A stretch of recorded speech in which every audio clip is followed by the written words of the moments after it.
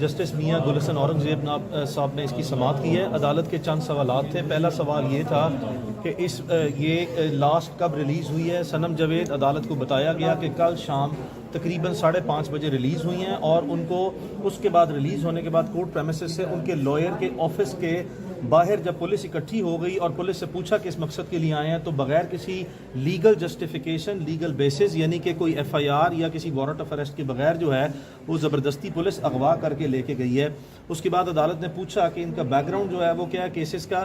عدالت کو بتایا گیا کہ اس کے اوپر ٹوٹل 11 مقدمات تھے، جن میں سے 7 دہشت گردی کے مقدمات لاہور کے تھے، 3 دہشت گردی کے مقدمات اینٹی ٹیررزم کورٹ سرگودا کے تھے، اور اس کے بعد ایک ایف آئی آر جو ہے وہ اینٹی ٹیررزم کورٹ گجرانوالہ کی تھی۔ عدالت نے ان تمام کیسز میں اس کی جو بھی اس وقت پریزنٹ لیگل سٹیٹس ہے اس کا پوچھا۔ عدالت کو بتایا گیا کہ ان مقدمات میں سے 4 مقدمات خارج ہو گئے ہیں، جو کہ اے ٹی سی کورٹس نے اور ہائی کورٹ نے جو ہے وہ خارج کیے ہیں، اور باقی مقدمات میں وہ ضمانت پہ ہے۔ اس کے بعد عدالت نے پوچھا کہ کیا کوئی جسٹیفیکیشن اسلام آباد پولیس کے پاس اویلیبل ہے تو وہ بتائیں کہ کس قاعدے قانون یا ایف آئی آر کے مطابق درج کیا گیا۔ ہم سے پوچھا، ہم نے بتایا جی ہمارے علم میں کوئی ایسی قانونی بنیاد ایف آئی آر کی صورت میں موجود نہیں ہے۔ اس پر عدالت نے اسٹریٹ اوے پھر ایڈوکیٹ جنرل اسلام آباد سے پوچھا، اور ایڈیشنل اٹارنی جنرل جو فیڈریشن آف پاکستان یعنی کہ گورنمنٹ آف پاکستان کے بہاف پہ اپیئر ہو رہے ہیں، ان سے پوچھا کہ آپ بتائیں آپ کے پاس کوئی ایسے علم ہے کہ وہ کہاں پہ ہے۔ تو ایڈوکیٹ جنرل اسلام آباد اور اس کے ساتھ ساتھ جو ایڈیشنل اٹارنی جنرل ہیں فیڈریشن آف پاکستان کے، انہوں نے واضح طور پر بتایا کہ ان کے پاس بھی کوئی ایسے علم موجود نہیں ہے کہ کس مقدمے میں اس کو جو ہے یا گرفتار کیا گیا ہے یا اس کو اغوا کر کے کہاں پہ رکھا گیا ہے۔ تیسری بات عدالت نے پھر اس کے بعد یہ جب دونوں سائڈوں کے واضح طور پر دلائل سننے کے بعد 4 ڈائریکشنز جو ہیں وہ پاس کی ہیں۔ سب سے پہلے آئی جی اسلام آباد کو حکم دیا ہے کہ وہ عدالت کے سامنے آج شام 5 سے 5:30 بجے ان پرسن اپیئر ہوں گے۔ دوسرا واضح حکم دیا کہ ڈی جی ایف آئی اے پاکستان عدالت کے سامنے ذاتی طور پر روبرو 5 سے 5:30 کے درمیان پیش ہوں گے، اور اگر ان کے بیٹے کی جو بتایا گیا ایڈیشنل اٹارنی جنرل صاحب کی طرف سے کہ شاید وہ فوت ہو گئے تھے، لیکن میں ذاتی طور پر ان کے بیٹے کے جنازے میں پچھلے 3 ہفتے پہلے تھا، اس وقت کوئی ایسی بات نہیں ہے۔ بتایا گیا اگر وہ لیو پہ ہوئے اور ان کی چھٹی ہوئی تو پھر ان کے سیکنڈ ان کمانڈ حاضر ہوں گے، اور کیٹیگوریکلی بتایا گیا۔ تیسرا آرڈر عدالت نے دیا کہ فیڈرل سیکرٹری انٹیریئر، سیکرٹری داخلہ پاکستان جو ہیں وہ واضح طور پر اس چیز کو نوٹس کر لیں، اور یہ واضح طور پر جو ہے وہ فیڈریشن آف پاکستان اور جو اسلام آباد کی ایڈمنسٹریشن ہے اس کو عدالت کا واضح حکم ہے، آئی ریپیٹ واضح حکم ہے کہ صنم جاوید خان کو اسلام آباد کی ٹیریٹوریل جورسٹکشن یعنی کہ جغرافیائی حدود سے ریموو کسی صورت نہیں کیا جائے گا۔ اور آخری عدالت نے جو ہے وہ بڑا واضح طور پر جو ہے جو آج اس وقت حکم دیا کہ اس کو ان پرسن کسی بھی حالت میں کسی بھی صورت صنم جاوید خان کو ذاتی طور پر عدالت میں 5 سے 5:30 بجے کسی بھی صورت جو ہے وہ پروڈیوس کیا جائے۔ تو یہ اس وقت تک کی کارروائی ہے، اور عدالت نے آخری جو واضح طور پر جو ہے جس چیز کے اوپر زور دیا وہ یہ کہا کہ this is the time that the sanity should prevail, یعنی کہ اب یہ وقت آ گیا ہے کہ آپ اپنے ہوش و حواس کو قائم رکھ کے اس کو اچھے طریقے سے استعمال کر لیں، یہ وقت آ گیا۔ سو یہ اس وقت کی پروسیڈنگ ہے۔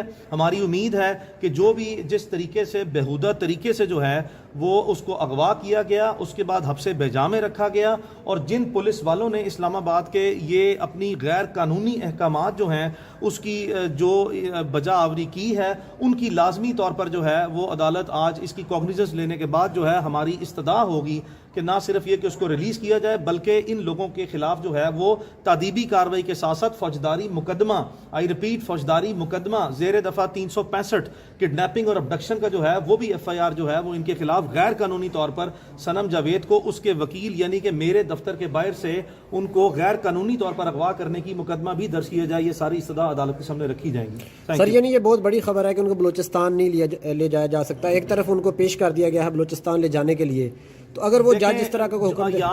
یاد رکھیے اسلام آباد ہائی کورٹ ایک کانسٹیٹیوشنل جورسڈکشن ہے جس کے پاس اتنی وائڈر اور کمپریہنسو پاورز ہیں کہ کسی بھی سب آرڈینیٹ کورٹ کے کسی بھی آرڈر کی رتی برابر بھی اس عدالت کے آرڈر کے سامنے کوئی ویلیو قانون میں یا آئین میں اس کی گنجائش موجود نہ ہے۔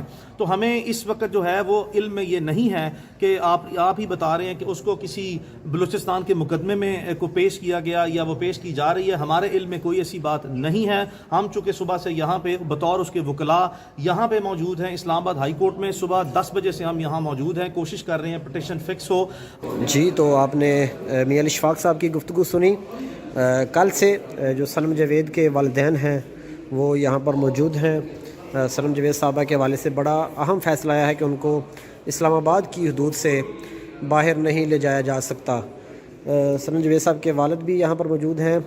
سر, کل سے آپ یہاں پر موجود ہیں, آج بہت اہم فیصلہ آیا ہے کہ ان کو اسلام آباد کی حدود سے کہیں نہیں لے جایا جا سکتا, کیا کہیں گے سر؟ ہمیں کل سے ہی اس کی بہت تکلیف ہے کہ 14 مہینے 7 دن کے بعد ہم نے اس کو لیگلی بری کروایا. ہم بڑے پرسکون ہو کے اپنے وکیل علی اشفاق صاحب کے ساتھ, کیونکہ ہم بھاگنا تو جاتے نہیں ہیں, ہم تو ہر حالت میں کورٹ کو قانون کو فیس کر رہے ہیں اور عدلیہ پہ ہمیں ٹرسٹ ہے پہلے دن سے ہی. تو ہم پہلے دن سے اپنا مقدمہ عدلیہ کے حضور پیش کر رہے ہیں کہ جی ہمارے ساتھ زیادتی ہو رہی ہے. اور کل کا مقدمہ اور اس سے پہلے جو لاہور ہائی کورٹ میں جو مقدمے میں فیصلے آئے ہیں اس میں جج صاحبان واضح طور پہ لکھ چکے ہیں کہ یہ جو بھی اسٹیٹ نے انویسٹیگیشن نے جو بھی اس کے خلاف کیس گھڑا ہے وہ من گھڑت ہے. اس میں استعمال کی گئی تمام جو ویڈیو پوسٹ یا ٹویٹر اکاؤنٹس کی پوسٹ وہ جو ہیں ان میں ایک رتی برابر ایسی بات نہیں ہے جس سے پاکستان کی مسلح افواج یا کسی بھی ادارے یا کسی بھی شخص کی توہین ہو رہی ہو یا اس نے کسی کو پرووک کیا ہو کہ آپ قانون ہاتھ میں لیں.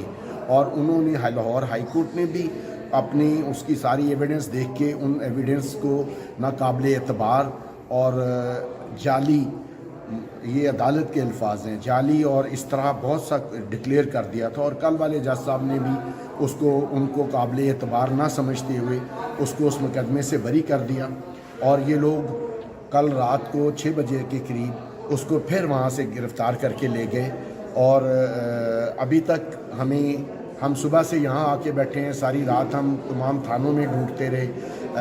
پی ٹی آئی کے ایم این ایز بھی اس کام میں ہمارے ساتھ, وقاص اکرم شیخ صاحب تھے اور شفقت عباس اوان صاحب تھے, علی تھا.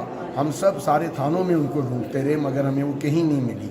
ابھی جب ہم کورٹ میں آئے ہیں تو ابھی ٹویٹر سے ہمیں پتہ چلا ہے کہ وہ اس کو کہیں دوسرے صوبے میں منتقل کرنے کی کوشش کر رہے ہیں, جس پہ میرے وکیل نے آپ کو بتا دیا ہے کہ آنریبل جج نے ایک بڑا اسٹرانگ قسم کا آرڈر جاری کر دیا ہے. اور میں امید کرتا ہوں کہ عدالت کے حکم کے اوپر منوہن عمل کیا جائے گا اور اس کو ادھر پیش کیا جائے گا. یہ پاکستان نہیں دنیا کی ہسٹری کی واحد مثال ہے کہ کسی عورت کو بغیر کسی ایف آئی آر میں نامزد ہوئے بار بار اپنی انا کے لیے زبردستی مقدموں میں ملوث کر کے 14 مہینے 5 دن یا 6 دن سے قید میں رکھا ہوا ہے. اور چاہتے اس سے یہ ہیں کہ وہ معافی مانگ لے. وہ یہ کہتی ہے جب میں نے جرم کوئی نہیں کیا تو معافی کس بات کی مانگوں. اس نے کہا کہ میرا ایک جرم بتا دیں, میں ہر ایک کے ہاتھ پاؤں پکڑ کے معافی مانگ لوں گی. جب میں نے جرم نہیں کیا, میں نے جھوٹ نہیں بولا, اپنے رائٹس کے لیے آواز اٹھائی ہے. اگر میں عمران خان صاحب کو پسند کرتی ہوں تو یہ میرا لیگل اور آئینی اور قانونی حق ہے. اللہ نے مجھے زبان دی ہے, میں ان کی حمایت میں بولتی ہوں اور بولتی رہوں گی. تو اس پہ تو کوئی قانون اس کو پابند نہیں کرتا ہے کہ وہ اپنے خیالات کا اظہار کرے. وہ کسی ادارے یا کسی آدمی کو نقصان پہنچانے کی کوئی بات نہیں کر رہی. اس کا ایک اپنا آئیڈیا ہے پولیٹک کے حوالے سے. وہ بھی 9 مئی سے جن واقعات کے ساتھ اس کو جوڑا جا رہا ہے وہ پی ٹی آئی کی 14/12/2000 تک باقاعدہ ممبر بھی نہیں تھی. کو انہوں نے ایم این اے اور ایم پی اے اگینسٹ مریم کے کھڑا کرنے کا فیصلہ کیا تو مریم صاحبہ جو ہیں اس دن سے بلا وجہ اس کے ساتھ الجھ رہی ہیں. اور میں ان کو بھی مشورہ دوں گا کہ حیا کریں, اتنا کریں جتنا کل برداشت کر لیں.